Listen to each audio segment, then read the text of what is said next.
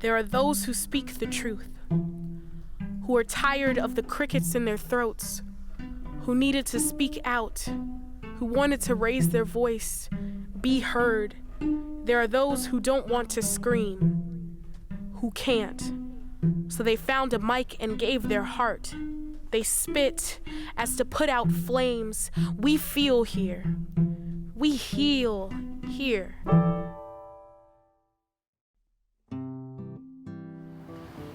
The message is love. Love heals. I feel like with love, you can change everything. Love, you have support, you have compassion, you have hope. Love is the root of everything. So once you have love, you have a set goal. You're able to help others. It definitely makes me want to serve more. And that's one thing that we do here is we serve. So we say, give what you want to receive the most. So if you want to receive love the most and you need love the most, you go out and you put love out there. If you see somebody struggling and you know they need love, that's what you go do. You go and give them love. And that's one of the things that I do. And I found it so crazy because I had people who were in the same circumstances I was in, but I would have had no idea if I wasn't in Amala. And they've reached out to me, and that's been like the craziest thing, like me actually supporting other people. Just to come in to speak about the day that you're having or the week that you had and be able to let that go in one place and come out of it lighter than what you came into it is probably one of the most important things ever, because you get to come and let out all the stress or all the anger or sadness or even happiness that you need to just be seen as, and be able to know that whoever was there wanted to listen to you and wanted to be there for you. Like before I come to here, like just because of what happened in Iraq, the situations and everything, I couldn't find anything interesting. I couldn't just be happy. But when I came here, it's like everyone understands me and everyone can connect to me. And I felt like they helped me a lot with it. Like they would always encourage me, support me, hey, oh, you're doing great, and I'm not used to hearing that a lot. I used to not use hearing that a lot. It's funny how it's really hard to describe it, but they're just past beyond love and respect and all that. They're just here fully. It's people who dedicated their lives to do this, to just help people, to just help anybody in need. It doesn't matter if you're an adult or a youth or a kid. We're just here for you. People need this, because I know there's a lot of people that are struggling. I know a couple of my friends that are struggling, but just people need this, and that's what they're here for, support and help.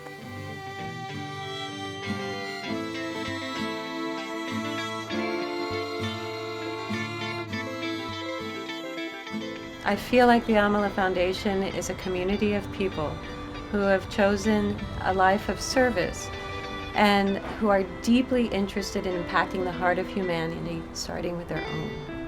That's really the essence of Amala. The result of that is amazing, heartfelt, authentic, and powerful projects that spring up around the world.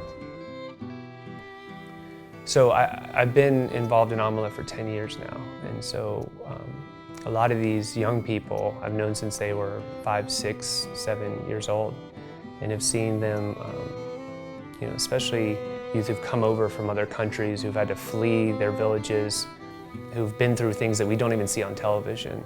I've seen them grow up into just the most inspiring human beings imaginable.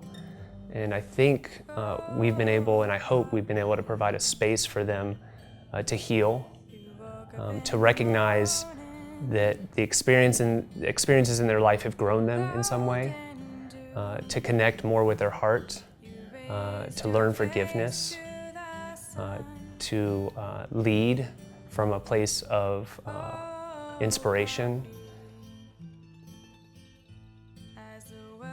To me, it revolves around the Global Youth Peace Summit, and that happens once a year in Austin. It's annual also in California, and this year we'll be in Kenya for our first summit there. And that started, I think this is our 9th or 10th one here in Austin. And It started and it changed everyone's life who was involved. We basically got a bunch of youth together who are from all these different countries around the world with the basic intention to come together to find what makes us similar as human beings and not what divides us. So we found the common human element and built a whole summit experience, 8-day experience around that. And it's impactful. You can ask any of the youth involved, it's life-changing. It's very transformational. So the Global Youth Peace Summit in Austin was the first time that I was ever involved in Amala. It was crazy at first because when I first got there, I got there maybe an hour early, so I was kind of by myself. And the volunteers were there, they were super nice, and I was just like, this is too weird. All this nice, they were overly nice. I was just like, this is absolutely crazy. And then what happened was the first day I was like, yeah, this is gonna be an okay week. The second day I was like, nah, okay, this is gonna be a great week, but by the third day I was feeling the love. I was feeling the love of all different types. I understood at that moment that I was feeling the first day when I was scared, I understood why everybody was so nice and everybody was so just loving and open. Because it was just like random people coming up to me and welcoming me to the community. And right there in that moment on the first day, I felt love. It was a genuine and real love that I felt when I was there, and that was the most warming feeling. It's a feeling that you feel within you. I'm gonna start crying, sorry. I'm sorry. It's just a feeling that you feel. I don't know, I'm crying, but the feeling of warmth that they give you here is amazing. It really is. So. I think it was like my third year that I went.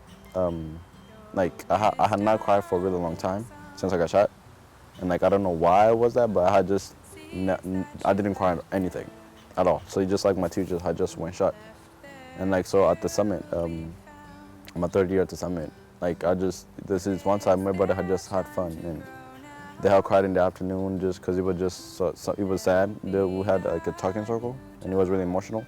A lot of people cried, but I didn't. So at the end, close out the night. So and then everybody was just there having fun, dancing, and enjoying each other's company. And then I don't know, but I wasn't feeling good inside. I don't know why it was happening, but I was just feeling something sad, and like I just felt like crying, which I hadn't done in a really long time. So then I just started pouring out, just crying. You know, all the pain that I ever went through and seeing in Africa. I was just like, this was a way, my way to release it, you know, my way to just take them out. And now that I did that and I leave that behind me, this is amazing. This is amazing. So I was just like, man, these people, I can never thank them for doing this for me, you know, like helping me finding my new self, my real self. I think if people all around the world were able to see what we do, we're able to see the transformation that these youth have gone through. We're able to see how these young people walk in the world and how they show up in their lives. I think the world could not resist being inspired by that and wanting to experience that for themselves.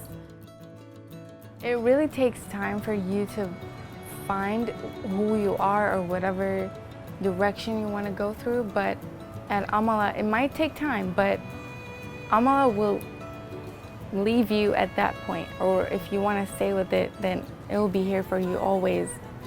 And as I said, Amala is really magical. It cannot be explained in just words. Like, you need to come see it, and then you're gonna feel it. There are those who speak the truth, who you haven't heard. They want the chance. Say it with your chest. They speak. Thank you for listening.